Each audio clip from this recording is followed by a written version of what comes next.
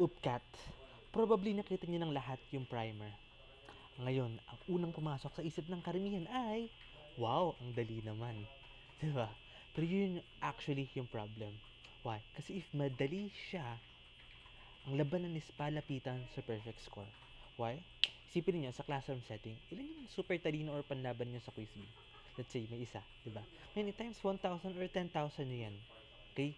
Sabihin, ganun karami yung matatalino sa UPCAT. Ganun karami, times 10,000 yung kalaban ninyo na almost mapaperfect yung exam if ganun lang siya kadali.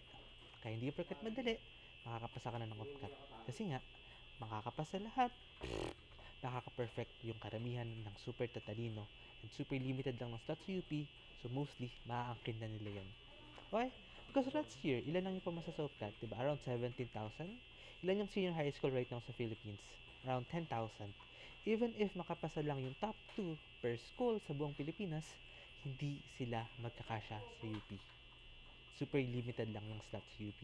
Kaya if ang UPCAT primer or if ang UPCAT mismo is madali, like yung primer, kabahan ka na.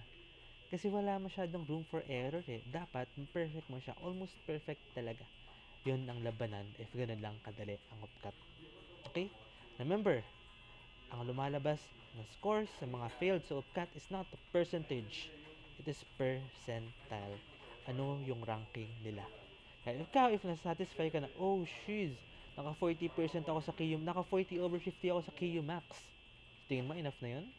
80% para makapasa ng UPCAT? Ilan yung naka-perfect dyan? Diba? Hindi pa nga buong sample size ng lahat ng pagtatake ng UPCAT, pero ang dami nang naka-perfect. Sa TMBB, yung mga top notchers there, isa or dalawa lang yung mali. Diba? Hindi pa yun, yung full sample size. Ganun, karami yung kayang mo perfect if easy lang yung level ng UPCAT. Kaya masasatisfy ka na kayang ma-reach yung 75 to 80% ng UPCAT, babagsak ka lang sa UPCAT. Okay? The primer is a guide. Okay, the primer is a guide sa kung ano yung dapat mong aralin, ano yung topics na pwede mong aralin, and ano yung dapat mong ma-perfect na. Kasi nga, di ba, easy lang siya. Ngayon, i-discuss natin, ano ba yung tamang pag-aaral sa primer na to? Given this, na natutunan natin na, okay, so if ganito lang kadali ang UPCAT, ang goal is ma-perfect. Kasi kung hindi mo kayang ma-perfect, babagsak ka. Okay? The main UPCAT is not actually super ganun lang kadali. Okay, the main UPCAT is 50 to 70%.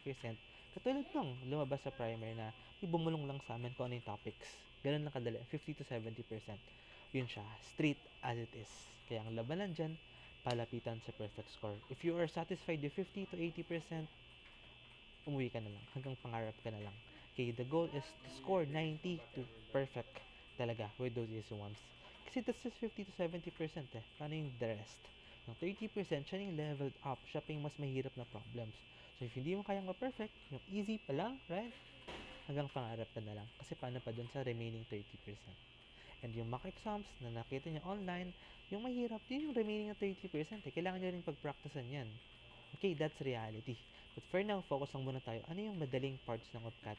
Para ba natin siya aaralin? Para natin gagamitin yung primer para mag-guide tayo? Paano natin mag-perfect yung topics na to? Hindi tayo masasatisfy sa 50 to 80%. Dapat masatisfy tayo sa almost perfect. Para pagdating ng harder parts, may laban tayo. Dito sa 70% na madali lang, dapat kaya nating sabayan, kaya nating talunin yung mga panglaban sa quiz bee. Kasi ganoon kahirap ang agawan ng rankings sa UP. So now let's start. So in this one, this is Hulagpos. We've got primer parallel because we never saw the main parallel, no? May bumulong lang sa amin kung ano yung topics na nandun, ano yung types ng questions, and ginawa namin siya ng sarili naming version na safe i-discuss publicly. So for now, isa-isay natin siya, paano ba natin sasagutan, paano natin naaralin, paano natin gagawing guide para ma-reach yung almost perfect score dito sa 50 to 70% na madaling parts ng UPCAT. So let's start with number 1. So for number 1,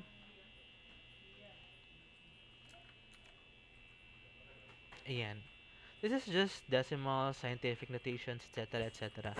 So, 10.5 over 0.14 times 10 raised to 3 plus this and plus that. Kaya paano siya i-solve ng mabilisan? So, first is, pag ganito, wala na ka namang choice kundi mag-solve lang. And, di naman ganun kahirap yung numbers eh. Dapat lang alam mo yung rules of decimals. Kasi if hindi, mga basics na ganyan, if hirap ka pa dun, mag-double think ka pa. Sayang sa time, sayang sa lahat. Okay? So 10.5 divided by 0.14, wala namang cancelable, so straight na siya ng long division. And i-adjust ko na, di ba? 0.14, so 1, 2, 1, 2. 10,050. 1,050. So, 14 times 5 agad. 17 times 10, 140. So, nasa gitna ng dalawa. So, let's say 7. Right? So, 7 times 14 is 70. Plus 4, 28. So, 98. 105 minus 98 is 7. Tapos 0, 5. Wow! Magic. Sakto na pala siya. So, we have 75 times 10 raised to 3. Dito sa first part. Dito sa pangalawa, 0.125 divided by 0.5. So, pagdating dito, kita nyo, if this is whole numbers, dali lang niyang gawin, di ba? So, i-divide mo siya as a whole number. 125 divided by 5 is 25. Sama paglaruan yung decimal points. So, tatlo dito, isa dito. Di ba? I-move natin ang isa dito, i-move natin ang isa dito. So, pag nag-divide tayo, meron tayong dalawang decimal places. So, sakto siya dito. 0.25 dapat siya. 10 times 10 raised to negative 3. Okay. And pangatlo, ito na. Parang wala namang shortcut, di ba? Parang ang hirap ilong division like this or shortcut like this. So, pag ganito kahirap, again, guys, most likely, meron siyang cancellation. Okay, never magbibigay sa UP ng super hirap na division na hindi kayang i-mental or hindi kayang gamitan ng cancellation if super bilis niya, or I mean, if super laki niya. Okay, never pahirapan ng sarili ninyo. Try to shortcut, try to cancel because that is what UP wants. So, we have 12.96 divided by 243. Alisin ko muna natin to kasi sa dulo pa naman yan. Dito muna tayo. So, cancellation 1. Kasi pag 243, isa-isahin mo yan. Tapos may decimal points pa. Ilang ulit ka dyan na mag-add ng 0 para lang ma-complete, diba? Dari 2, use divisibility rules. So, 2 plus 4 is 6. Plus 3 is 9. Sa taas is 1296. So, divisible sa parehas sa 9 or sa 3. Cancel mo sa 3 para mabilis lang. 12 divided by 3 is 4. 96 divided by 3 is 32. Alright? Then 243 divided by 3 is 81. Ang bilis, right? And then next, divisible pa rin ba sila sa 3? Yes. So 1, 13 divided by 3 is 4. 12 divided by 3 is 4. Divided by 9. Okay, divisible pa rin ba sa 3? Obviously. Divisible na nga sa 9. Pero sige, 3 lang muna. So magiging 1. Tapos 54 is 6 divided by 9 divided by 3. Oh, kita nyo, pagdating dito, mental na lang. 16 divided by 3 is 5.3333333333. Okay? Diba? From super hirap dapat na mental ko siya nang mabilisan lang. That's the power of cancellation. Ngayon, kailangan natin ibalik yung decimal points. We have 2 decimal points here. So, dalawa din dito, dalawa din dito. So, dalawa din dito. So, if dalawa dito, guys, ibig sabihin, hindi siya gaganto, hindi siya gaganto. Okay? If ganitong shortcut, simulan mo dito. Kasi ang assumed mo is 0.53333 if walang decimal point. So, if may dalawa, move ka ng dalawa, 1, 2. Okay? Ganun lang siya. Any questions? Charot lang. Sabi ko nga, di ba, ano yung assumed na sagot if walang decimal? Ang assumed na sagot, 16 divided by 3 is 5.33333. Okay, so hindi ka mag-start dito, hindi dito, hindi dito. But kung ano yung proper na sagot? 5.33. So, since sa mga pinakamabilis na error ha, huwag kayo mag-shortcut ng hindi nyo sure. Diba? Ang assumed na sagot, if walang decimal points hanggang dito, so move ka ng dalawa. 1, 2. Ganun lang siya kadali. Okay? Process it without decimals like this, saka may add yung decimals. Ganun siya kabilis. And then, if super complex na, kung ano yung assumed na sagot ng walang decimal, yun ang igagalaw mo. Okay? Now, for this one, the answer is 0.0533333 times 10 raised to 5. Ito na yung tatlo natin. Ngayon, pag sumasamahin natin sila. So, let's scroll down. And let's copy this.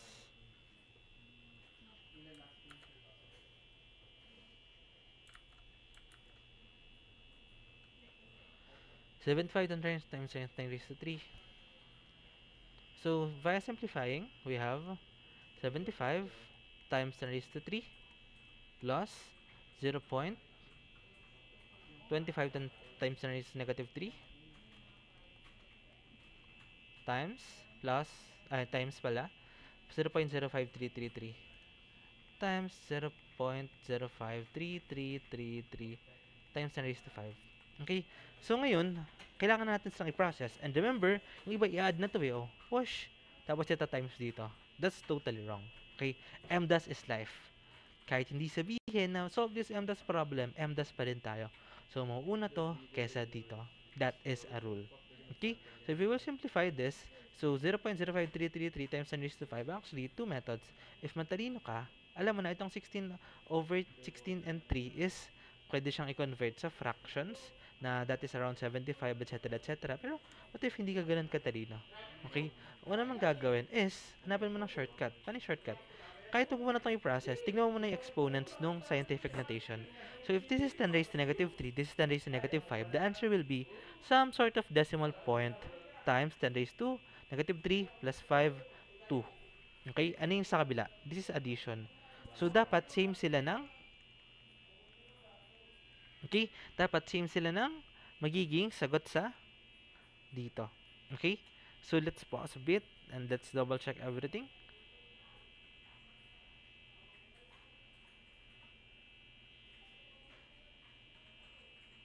Okay? So, after checking, nakita mo tama naman lahat, pwede yung ganun. Okay? Para hindi ka na masayangan ng time. Pwede mong tingnan saglit tama ba yung ginawa mo.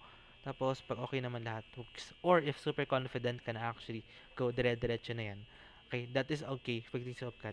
Now, right now, anong sinabi ko? Dapat is 3 to. This is 2. So, kailangan mo ng plus 1 dyan. So, if magpa-plus 1 ka, magpa-minus 1 ka pa dito ng decimal point. So, atras pa yung decimal point dyan. Sabihin, sobrang liit na nito, somehow insignificant siya.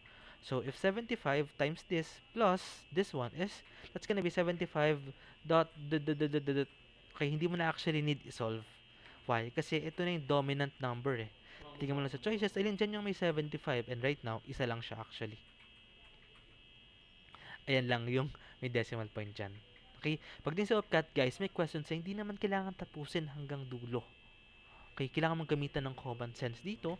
May magta-times pa dyan, may magpapakira pa mag-multiply and everything. Mag-3 by 3 pa sila dyan, mag-round off, mag-exponents, mag-carry on, tas saka pa dito. Don't waste your time. Use your common sense, okay? Choices is not simply for tae method. I really hate tae method. Tae method should always be kapag fit na fit sa kanya, mabilis ang steps lang, or if walang wala talaga, pero yung tae lang ng tae, trial and error method lang, laging trial and error method, pa rin sa mga desperado, hindi nagre-review properly for upcat, kasi nagsasayang sila ng time. Okay, right now, ang choices, ginagamit siya to use, to, para mag-make sense yung common sense natin, sa kalagitnaan siya, or right before you do the final steps of your answers, kasi, bago ka mag-final step, baka naman, ayun na yung sagot eh, kita mo na, matutuklaw ka na. Dito napakita, this is the dominant number, so isa na lang siya. That is how you use choices. You do not use choices para manghula. Sagutan mo yung question before ka magpakahirap solving sa dulo na super haba. Saka balikan mo yung choices saglit, makakita na yung tamang sagot. Ano yung mas fit na sagot. But never assume. Just do that if sure na sure ka na like this one. That is how you answer upcat ng mabilisan and accurate. Alright? Now, let's go to problem number 2, which is work problem. Now, for our second problem, we have Lorene can finish coding any program in 5 hours. After working for 60 minutes, her crush suddenly helps her. They were able to finish the rest in just 1.5 hours. Sana all, diba? How long would it take for her crush to do the code, to code the program alone? Let's see, work problem. So we have number 1, let X. We have Lorene and her crush. Pag work problem, we have rate times time is equal to work done. Anong rate ni Lorene? 1 over 5 kasi 5 hours. Anong rate yung crush niya? Yun yung nawawala kasi 1 over X. Paano pag mag-isa lang siya? What is the time? Ngayon, si Lorene, nauna siya ng 60 minutes. Tapos nagtulungan sila sa loob ng 1.5 hours. So yung crush niya automatically nag-work for 1.5 hours. Diba? Ngayon si Lorene, hindi mo siya pwedeng ilagay na 60 plus 1.5. Okay, dapat parehas sila ng label. Never mag-work ang isang bagay if magkaiba kayo ng labels. Okay, if this is in hours, Lorene's should be in hours too. Ibig sabihin, si Lorene is 1 hour kasi 60 minutes plus 1.5 hours. Okay, and para madali, simplify na natin siya ng 2.5 hours. Okay, so kailangan natin silang i-multiply, etc., etc., etc. Pero as isang tamad na person, tamad ako mag-decimal point eh. Gagawin ko siyang tatransform ko lang to fractions. So, 2.5 is 5 over 2. Tapos, 1.5 hours is 3 over 2. Okay, para lang mas madali ko siyang ma-process. Rate times time is equal to work done. Remember, pagdating sa algebra, hindi mali kahit bago yung representation. No? It's up to you paano mo siya re-represent and paano siya mabilis magagamit sa equations. Know your own techniques. Pag dito, work done is 1/5 times 5 over 2, di ba? 1/2 na lang siya. Wow, magic. 1 over x times 3 over 2, walang magic dito, 3 over 2x. Pero simplify natin magically yung isa. Diba? Number 2 tayo. Story time! So, anong story natin dito? Ang story natin is si Lorene, nagtulungan sila nung crush niya. One work done. Remember, it is not super required na equals 1 lagi siya. It's just, isa lang yung natapos dito eh. Okay, most of the time, isang pool yung nabuo, isang classroom yung napuno, isang movie theater yung maraming umupo, equals 1 lang siya kasi one job done. But maliliit na bagay like kunyari, wedding invitations na 300 yung nagawa nila. Okay, this is not solid na equals 1 lagi. Depende pa rin siya sa situation. Use your common sense. Okay, so anong work done ni Lorene? 1/2. Anong work done ng crush niya? 3/2x equals 1. And then LCM. Ang LCM, 2x. So 2x times this one is x. 2x times this one is 3. 2x times this one is 2x. Okay, so lipat sa kabila. X is equal to 3. 3 hours. Important ang label. Hanggang crush lang sila. So if x is equal to 3 hours, this is 180 minutes. Okay. So probably right now, may nag-isip niyo, di ba may shortcut dito na 1/x plus 1/y is equal to 1 over yung pinagsama na sila. Okay, that works, but just for that single case. Ito kasi sa upcut. In reality, if magkasolo ka ng super daming shortcuts, especially if nagka-cramp ka lang, babagsak ka more likely. Kasi case-to-case basis ang shortcuts eh. For this work problem, it's important na makahanap ka ng isang approach na mag-work sa lahat.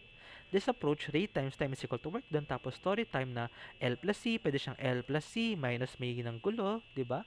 Or if may, ayun, magkaiba ng time na nag-start, or merong late na nag-start, nandito rin yan. Iisang approach lang to, nag-work siya sa lahat. Yun yung mas okay. Kasi hindi mo alam kung anong type ng work problem ilalabas sa webcat. Diyan din papasok yung practice all cases, di ba? Ang sabi ko, kailangan ma-perfect mo yung topics na lalabas sa primer. And hindi enough na, nasagutan ko yung isang problem na to, kaya ko na yung work problem. You need to check, you need to make sure na kahit mag-iba yung case, kahit mag-iba yung given, dito, pwedeng Lorene plus crush, may nanggulo, Lorene nauna sa crush niya, Lorene na crush niya nagsabay, diba? Ang daming possible cases of work problem, pero finite lang sila. Ngayon, i-check ninyo yung comment dyan, sa pinost namin na picture, meron kaming work problem set na nilagay na namin 90% ng all possible work problem cases. Ganun kayo dapat mag-aaral for upcat. If dito kayo sa madadali lang, it will never be an assurance na ma-perfect yung parallel primer itself. Ma-assure lang kayo na kayang-kaya ng 50 to 70% if you can answer lahat or almost lahat ng possible variations dun sa topics na nasa upcat parallel primer. Okay, that's the only thing na masasabi mo sa sarili mo. Kaya ko na yung upcut. Kaya ko na yung 50 to 70% na madaling ma-perfect ng matatalinong tao yung upcut. Check niyo yan. And meron din tayong nakatouch dyan na discussion videos kung paano sasagutan yung work problem set namin dyan. Okay? Now, let's move to the next problem.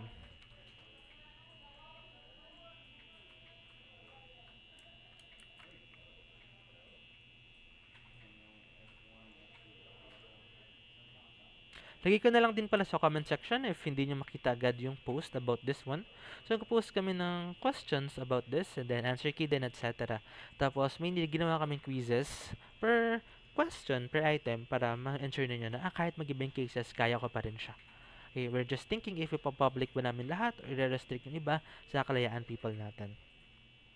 So, for this one, diba, ang given is x plus 2 all over 3x plus 7 tapos x plus 2.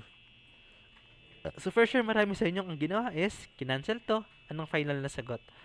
1 over 3x plus 7.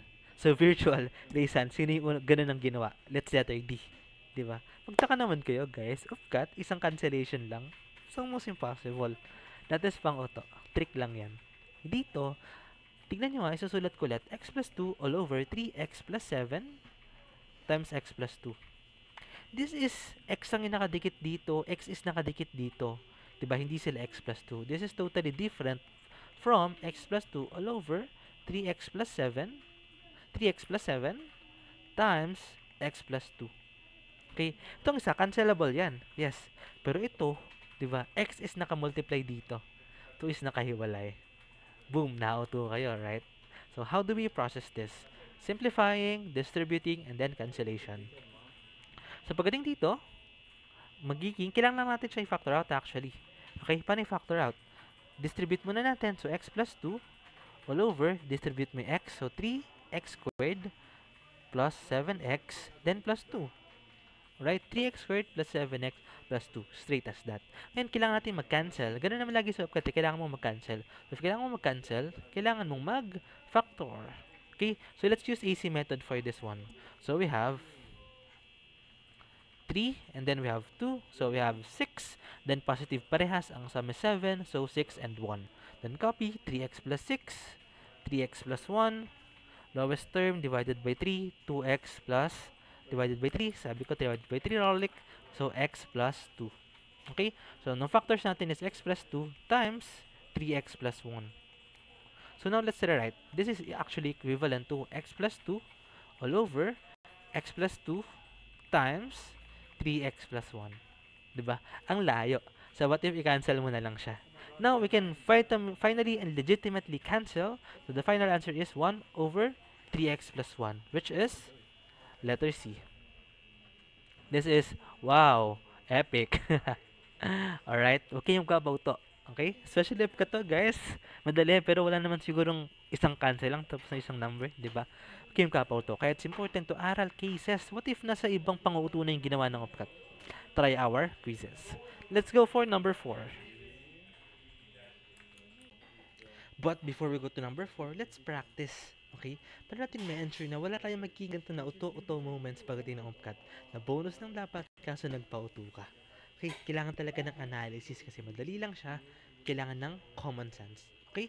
Paano mo ma-ensure na lahat ng cases ng bonus lang dapat is mastered mo na. Like for example, this work problem, madali lang siya. But what if nag-iba na siya? Okay, try our quizzes kasi nakalista na dun. Ano ba yung usual possible cases? Meron dyang 10 cases. If ma-master mo yan, automatically magiging bonus na lahat ng word problem sa'yo. Okay, algebra word problems actually sila yung mga isa sa mga bonus dapat for UPCAT. Kasi isang approach lang yan eh. It's the lowest level, grade 7 math. Okay, the only thing you have to know is alam mo dapat yung approach to each and every one of them and the cases na lalabas per type of problem. Okay? Now, even up until dito sa basics ng super basics ng math. Diba? Basic to lahat eh. Basic. Pero if nalilito ka pa rin for this one, magtatagal ka, magsasayang ng time. Okay? UPCAT is palapitan sa perfect score. Karamihan na bumabagsak dyan, either hindi talaga alam kung paano sagutin or nauubusan ng oras. It's a ng accuracy and speed. Okay? It's accuracy muna, tapos speed. That's how you pass UPCAT. So right now, if gusto mong ma-perfect talaga yan, 50 to 70% of UPCAT, here's the key. Try this, UPCAT parallel, and try our multiple quizzes about each item para ma-ensure mo na hindi lang yung item mismo sa parallel box yung kaya mong i-perfect, but the topic itself. Para ano mang ibato sa UP, kakayanin mo dun sa 50 to 70% na easy parts. Okay? You have to make sure of that. Kakayanin mo. Okay? So invite ko kayo for our part 2 nito. We're not yet sure if ilalabas din namin siya publicly or para lang sa mga enrolled sa Kalayaan Batch 3.0. Mamayang gabi din, magtuturo si Sir Cedi Pilaes, the current annual nationwide search for the Math Quiz Champion. Ituturo niya ng buo yung KU Math Mock Exams. Okay, bagsak kayo doon, sali na kayo mamaya. Okay, and lahat pa ng mga sikat na mock exams right now, like yung Halagpos na mock exams na meron pang UPG computations, this primer parallel, yung KU, etc. I-discuss natin yan para sa mga crammers, para sa mga naghahabol. Kasi this is just 50 to 70% ng UPCAT. Ang goal mo is ma-perfect tong madaling to. Ito mo kakalimutan na meron pang other 30% na what if dun na sa medyo leveled up sa mas may hirap na parts. Okay, but first, if hindi mo kaya ma-perfect to, yung pangarap ka na lang. I-ensure mo muna na kaya mong makalagpas. Perfect, almost perfect yung madadali. Tapos jump ka, what if dun na sa may hirap na parts ng UPCAT. Para makapasa ka, para matupad mo ngayong pangarap, laban lang, may natitira pang araw para sa pangarap. Invite ko kayo and check nyo lang din dyan sa post if you want to join us. It's actually originally 600 pesos. But if you will enroll up until 11:59 p.m. tonight, pwede kayo mag-enroll as low as 300 or 150 pesos. So from 600 to 150, magic na, right? So join us. Marami pa tayong di-discuss like this, reality checks, realizations para sa pagtupad ng ating mga pangarap. Laban, dreamers!